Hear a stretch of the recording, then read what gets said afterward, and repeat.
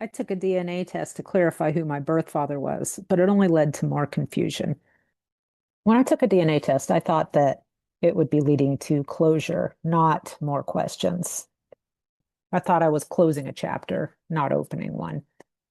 I'd already been searching for years for my birth father, and I thought I knew who he was.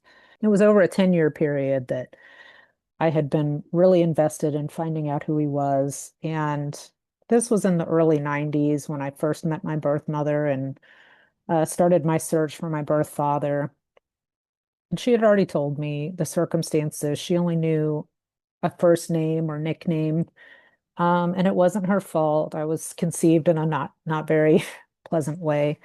And so as I started searching, I went through all the channels that I knew to do and thought that I had actually found the guy. And it's a little bit embarrassing to admit that I was so off track. But at the time, I thought that I had been misled.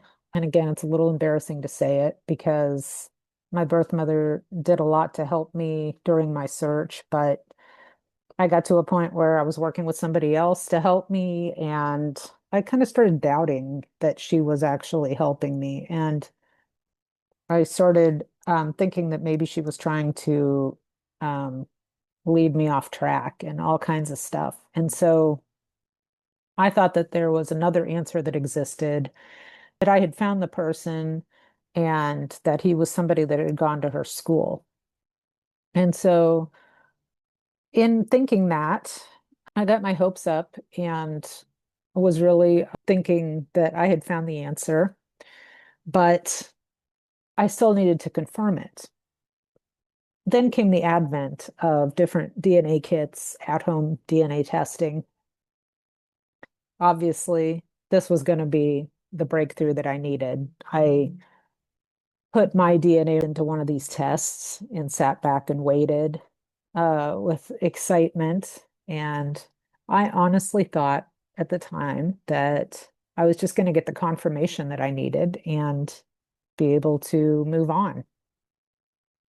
So the test results came back and I opened them up and I was looking at all these matches and none of them made any sense in the least to me. They were a sea of strangers that were staring back at me. Um, and that was once I took out her side. I'm talking just about on my birth father's side. And it was very easy to tell which is which in my case. I had the benefit of my birth mother being one race and my birth father is another race. So I already knew that, they're which side they came from. So the ones, and it was very easy for me to sort my matches, which is a benefit that I got. So on his side, there were all these matches, and none of them matched the surname that I had been researching.